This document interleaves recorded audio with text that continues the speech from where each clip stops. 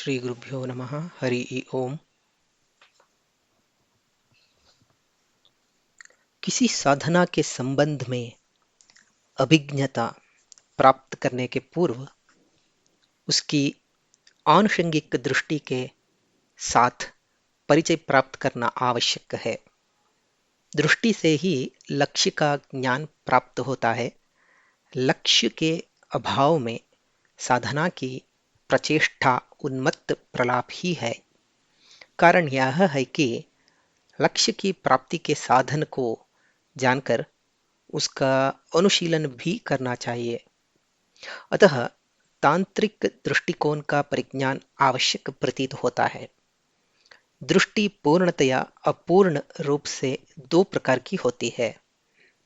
अपूर्ण दृष्टि द्वारा जिसे लक्ष्य माना गया है, पूर्ण दृष्टि से देखने पर वह साध्य नहीं है, वह प्रकृत लक्ष्य का एक अंश मात्र ही है। इतने पर भी उभय दृष्टिकोणों की सार्थकता को स्वीकार करना ही होगा। सर्वांत में अपूर्ण दृष्टिकोण का पर्यवसान पूर्ण दृष्टि में हो जाता है। जैसे बौद्धगण बुद्ध, धर्म तथा संघ रूप त्रिरत्न को मान्यता प्रदान करते हैं, उसी प्रकार भेदवादी तांत्रिक शिव, शक्ति तथा बिंदु को त्रिरत्न रूप से स्वीकार करते हैं। कामिक, रौरव, स्वयंभु, मृगेंद्र आदि आगमों में तथा अघोर, शिव, सद्योजात, रामकंठ, नारायणकंठ आदि आचार्यों की वृत्तियों में इसका विशेष वर्णन प्राप्त होता है। इसके मूल में भेद दृष्टि ही कार्यरत रहती है। अभेदवादी आगम तथा आचार्यगण के ग्रंथों में न्यूनाधिक रूप से अन्य विवरण मिलता है। इसका मूल कारण है दृष्टि भेद। शाक्तगण प्रधानतः अद्वैतवादी होते हैं।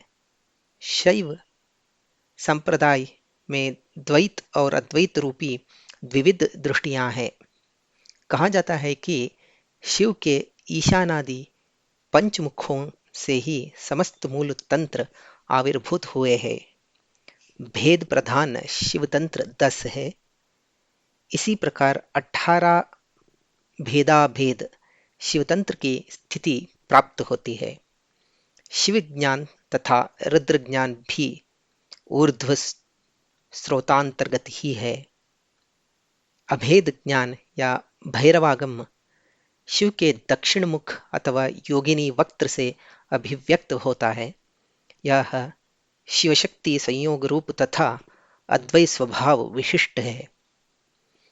शिव, शक्ति तथा बिंदु ही समस्त तत्वों के अधिष्ठाता तथा उपादान रूपेण प्रकाशमान है।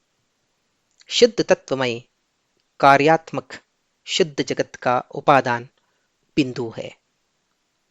शुद्ध जगत कर्ता शिव है तथा कारण को शक्ति कहा जाता है। अशुद्ध तत्वमय जगत में भी परंपरा से शिव और शक्ति ही कर्ता और कारण रूप है तथा निवृत्ति आदि कलाओं के द्वारा बिंदु ही आधार है। बिंदु का ऊपर नाम है महामाया। शब्द ब्रह्मा, कुंडलिनी, विद्याशक्ति, अनाहत तथा व्योम द्वारा शुद्ध जगत की उत्पत्ति होती है। भोगार्थी साधक भौतिक दीक्षा के प्रभाव से इस आनंदमय राज्य में प्रवेशाधिकार प्राप्त करते हैं। जो महामाया राज्य की इच्छा नहीं करते तथा भोगार्थी भी नहीं है, वे नैष्टिक दीक्षा प्राप्त करके शक्ति युक्त शिव स्वरूप परमेश्वर का साक्षात्कार करते हैं। बिंदु ही क्षुब्ध होकर शुद्ध देह, इंद्रिय, भोग और भुवन के रूप में अर्थात शुद्ध अध्वा रूप में गठित होता है और बिंदु से ही शब्दोत्पत्ति भी होती है। सूक्ष्म नाद, अक्षर बिंदु तथा वर्ण भेद से शब्द तीन प्रकार का होता है। सूक्ष्म नाद ही अभिधेय बुद्धि कारण तथा बिंदु का प्रथम प्रसार है। यह चिंतन शून्य होता है। अक्षर बिंदु को सूक्ष्म नाद का कार्य तथा परामर्श ज्ञान स्वरूप कहते हैं। यह मयूरांडरस न्याय अनिर्वचनीय है। आकाश और वायु से श्रोत्रग्राह्य वर्णात्मक स्थूल शब्द की उत्पत्ति होती है।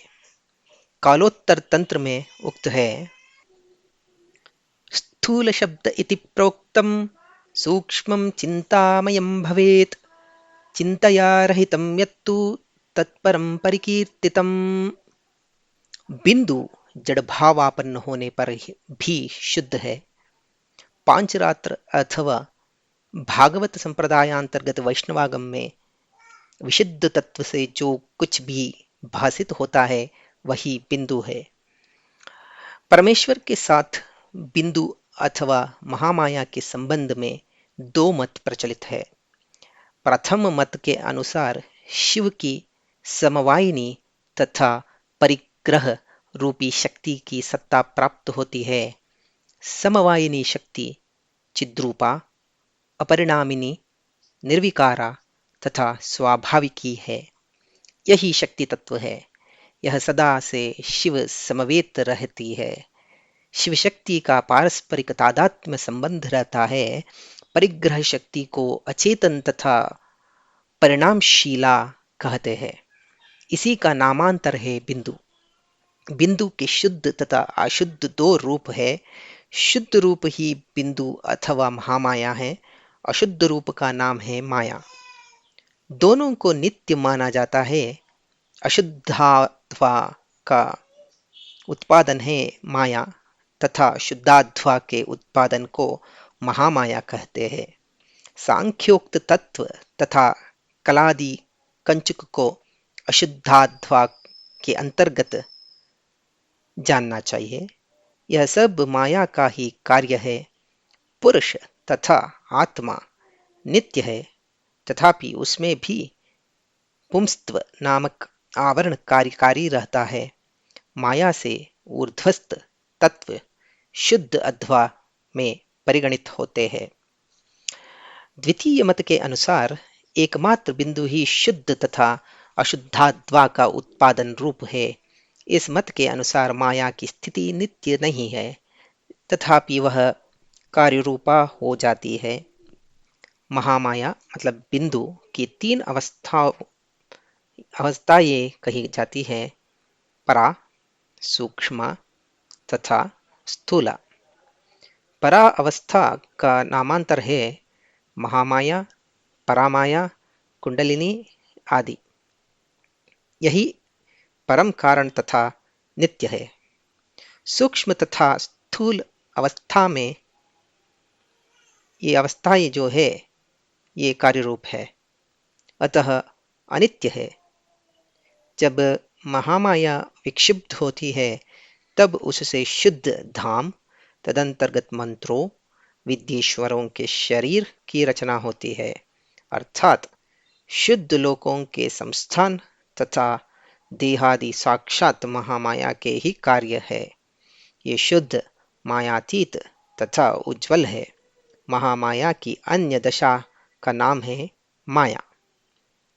कलादि तत्व समूह का अभिव्यक्त रूप ही माया है।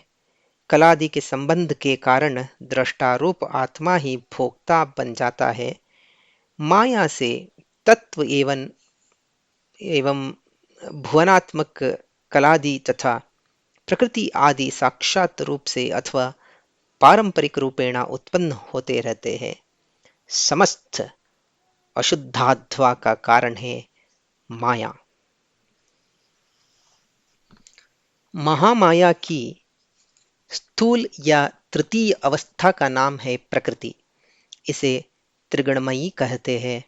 प्रकृति ही भोक्ता पुरुष के लिए बुद्धि आदि भोग साधन और समस्त भोग्य विषय की रचना करती है। कलादि के संबंध से पुरुष भोक्ता बन जाता है, अतः पुरुष के भोग्य साधनार्थ महामाया ने प्रकृति रूप स्थूल अवस्था को अंगीकार किया है। बिंदु शिव में समवेत नहीं है, यह है प्रचलित मत।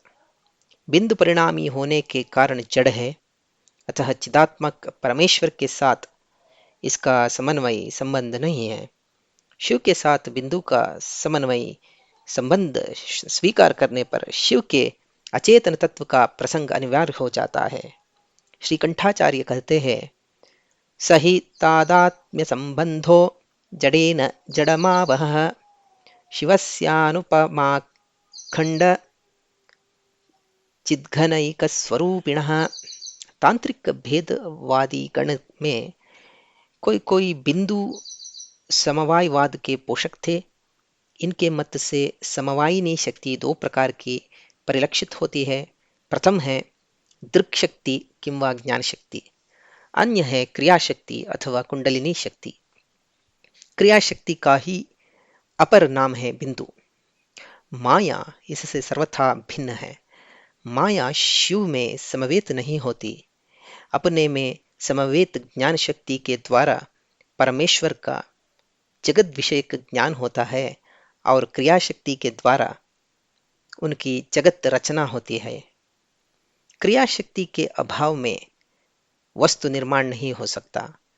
ज्ञान तथा क्रिया परमेश्वर के अविनाभूत रूपेणा प्रतिष्ठित है। परमेश्वर की क्रिया तथा उसका ज्ञान उनसे संबद्ध रहता है। बिंदु के क्षोभ से शुद्ध जगत का उदय होता है। माया का क्षोभ होने से अशुद्ध जगत का आविर्भाव होता है। जब समवेत शक्ति परमेश्वर का स्पर्श करती है तब क्षोभोत्पत्ति होती है। बिंदु के क्षोभ से वैषम्य होने लगता है। साक्षात परमेश्वरी शक्ति ही शुद्ध जगत की उत्पत्ति करती है। माया का क्षोभ परमेश्वर की शक्ति द्वारा नहीं होता। तंत्र मतानुसार सृष्टि स्थिति संहार निग्रह तथा अनुग्रह रूप पंचकृत्य का कर्ता एकमात्र परमेश्वर ही है। ब्रह्मादि तो परिकर मात्र है। इन कृत्यों के लिए शुद्धात्वा प्रयोजनीय है। अतः बिंदु का क्षुब्ध होना आवश्यक है। परमेश्वर तथा उनकी शक्ति सदा ही एक एवं अद्वितीय है। तथापि उपाधि भेद जनित आरोपित भेद भी उसमें विद्यमान रहता है। जब उसकी शक्ति अव्यक्त रहती है उस समय वह शक्ति निष्क्रिय शुद्ध तथा सर्वविद रूप होते हैं। तब बिंदु भी स्थिर तथा अक्षुब्ध ही रहता है। शक्ति की सक्रियावस्था के अभाव में बिंदु में क्षोभ नहीं हो सकता।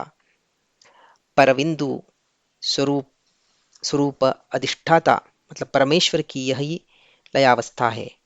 प्रचलित मतानुसार शक्ति एक ही है, अतएव उसमें ज्ञात तथा क्रिया रूप भेद नहीं रहता। यद्यपि सामान्य दृष्टिकोण से भेद प्रतीत होता है, तथापि वह भेद औपाधिक शक्ति शिवांतर्गत मुकुलित सी पड़ी रहती है। यह है शिव की लयावस्था।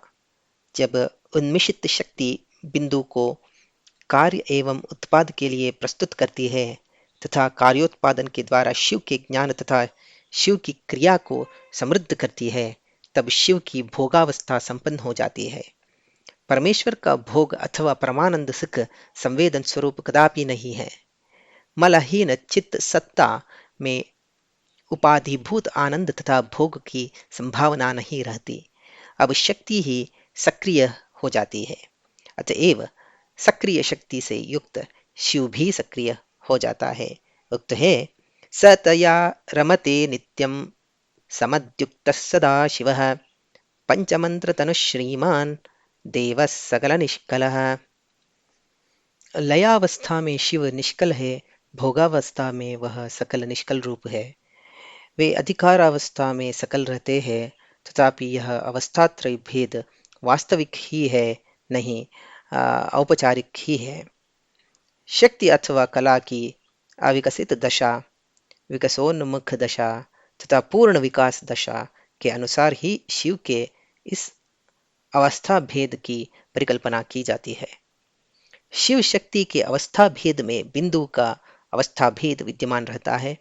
निवृत्ति, प्रतिष्ठा, विद्या, शांति तथा शांत्यातीत कला ये बिंदु के समान पृथक पृथक समूह हैं। शांत्यातीत कला को बिंदु का स्वरूप माना जाता है। यह अक्षुब्ध बिंदु अथवा लयावस्था है। शुद्ध एवं अशुद्ध अधिष्ठान मतलब भोगाधिष्ठान शांत्यादि चार कलाओं के ही परिणाम हैं। भोगाधिष्ठान का अर्थ है शांति आदि कलाओं के भुवन समूह। पर बिंदु समस्त कलाओं का कारण तथा लय का आवास स्थान है। अतएव शांत्यातीत भुवन सम्यक रीति से भोग स्थान नहीं है। तब भी सृष्टि के प्रारंभ में उत्पन्न होने के कारण कतिपय ऋषियों ने इन्हें भोग स्थान माना है। यह भोग की बीजावस्था है। कलात्मिका शक्ति ही शिव के देह रूप में अध्यस्त होती है।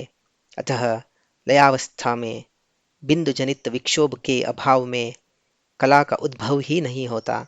अतएव निष्कल शिव को अशरीर कहते हैं। भोगावस्था में शिव सकल निष्कल रहते हैं। तब उनका देह पंचमंत्रात्मक हो जाता है। तंत्र मतानुसार शक्ति ही मंत्र है। अतएव शिव पंचशक्तिमय है। समस्त भावों के मनन तथा संपूर्ण संसार के त्राण के कारण मनन त्राण रूपिणी शक्ति ही मंत्र है। उक्त है मननात् सर्वभावानां त्राणात् संसार सागरात् मंत्ररूपा ही तच्शक्तिर् मनन त्राण रूपिणी। मंत्रात्मिका शक्ति मूल में एक है, तथापि उपाधि के कारण उसमें नानात्व का समारोपण होता है। अधिष्ठान के कारण एक शक्ति ही पंचरूप में प्रतीत होती है। तदनुसार बिंदु भुवन की या शांत्यातीत कला भुवन की अधिष्ठात्री शक्ति को ईशान मंत्र तथा शक्ति आदि चतुर्भुवनों की अधिष्ठात्री शक्तियों को क्रमशः तत्पुरुष सद्योजात वामदेव तथा अघोर कहा जाता है। ये समस्त भुवन भोग स्थान ही है। ईशानादि पंचमंत्रात्मिका शक्ति देह का कार्य करती है। इस कारण यह शिवतनु भी है। वास्तव में यह पारमार्थिक देह नहीं है। यह पंचमूर्ति परमेश्वर के पंचकृत्यों में उपयोगी है। बिंदु की समस्त कलाएं कारणावस्था में लीन रहने पर परबिंदु स्थिति में विभाग रहित होती है। इनकी अधिष्ठात्री शक्ति को शिव की परामूर्ति कहा जाता है। यह लयावस्था का वर्णन है। जब शिव अशरीरी है तब वह इसी के अंतर्गत लयावस्था में है। इस अवस्था में शक्ति अंतर्लीन रहती है। बिंदु अक्षुब्ध तथा असत्कल्प रह जाता है। उस समय एकमात्र शिव अपनी महिमा में विराजित रहते हैं। जब बिंदु की कलाएं कार्यावस्था में रहती है उस समय उनकी अधिष्ठात्री शक्ति को शिव की अपार मूर्ति कहा जाता है। भोग स्थान रूप कला तथा भुवनों में विवृत्ति भुवन सर्वाति निम्न कोटि है। इसके अधोवर्ती भुवन को सदाशिव भुवन कहते हैं। इसकी अधिष्ठात्री देवी को शिव की अपरामूर्ति अथवा सदाशिव तनु कहा गया है। सदाशिव तनु औपचारिक नाम मात्र है। सदाशिव भुवन के अधिष्ठानवशात इसका उद्भव हुआ है। दीक्षादि के द्वारा जो जो जीव तत्त भुवन में जाते हैं उनका भेद सत्य है, किंतु शिव तथा शक्ति का भेद कार्य के कारण औपाधिक है। अधिकारी सभोगी च लयी स्यादुपचारतः, अर्थात शिव की शक्ति से शोभित महामाया जो जो कार्य उत्पन्न करती है उससे उसके अधिष्ठाता शिव और शक्ति में कार्य भेद और स्थान वेद के कारण उपचार से तत्त संज्ञा का व्यापदेश होता है। दृष्टांत रूप से कह सकते हैं कि शांति भुवन अधिष्ठान और उपादान के कारण शक्ति और शिव क्रमशः शांता और शांत संज्ञा प्राप्त करते हैं। इसी प्रकार अन्यत्र भी जानना चाहिए। उक्त है किंतु यह पतिभेदोस्मिन् सशास्त्रे शक्तिभेदवत् कृत्यभेदोपचारेण तद्भेदस्थान भेदतः। इस आगम शास्त्र में जो पतिभेद है शक्ति भेद के समान उन पति भेदों के स्थान भेद के कारण होने वाले कृत्य भेदोपचार के कारण हैं। अधिकतर अवस्थापन्न शिव सकल है, वे बिंदु से अवतीर्ण तथा अणु सदाशिवों से आवृत है। ये सब सदाशिव वास्तव में पशु आत्मा है, शिवात्मा नहीं है। इनमें किंचित आणव मल अवशिष्ट रह जाता है। तत्फलस्वरूप इनकी ज्ञान क्रिया रूप शक्ति का तनिक संकोच रह जाता है। इसमें शिववत अनावृत शक्ति नहीं होती। ये मुक्त पुरुष है, तथापि मलावशेष रह जाने के कारण इनको परामुक्ति या शिवसाम्य प्राप्त नहीं होता। सदाशिव भुवन के अधिष्ठाता होने के कारण परमेश्वर भी सदाशिव है। वे स्वयं शिव है तथा पूर्वोक्त अणु सदाशिवों को स्वस्व भुवन के भोग में नियोजित करते हैं।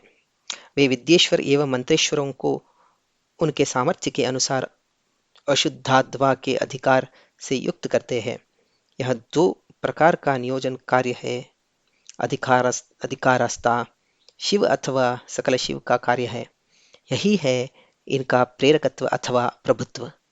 ये सदाशिव रूपी शिव समस्त जगत के प्रभु रूप में शुद्ध एवं अशुद्ध अध्यायों के मूर्ध देश में विद्यमान रहते हैं। योगी गण इसी भाव से उनका अनुध्यान करते हैं। माया के ऊर्ध्व में शुद्धावस्था में अनेक अनेक भुवन स्थित है। प्रत्येक भुवन में तदनुरूप देह तथा कारण आदि के साथ भोग्यादि भी है। ये विशुद्ध वैंदव उत्पादनों से रचित है। इसमें भी ऊर्ध्व तथा अधो भाव से क्रमात्मक उत्कर्ष आकर्ष द्योतक होता है। दृष्टांत रूप से यह कहा जा सकता है कि विद्या में जो वामा तथा ज्येष्ठादि भुवन है, उनमें तुलनात्मकता या ज्येष्ठा का भुवन अधिक उत्कृष्ट है। ज्येष्ठा की अपेक्षा रौद्रीय भुवन उत्कृष्ट है।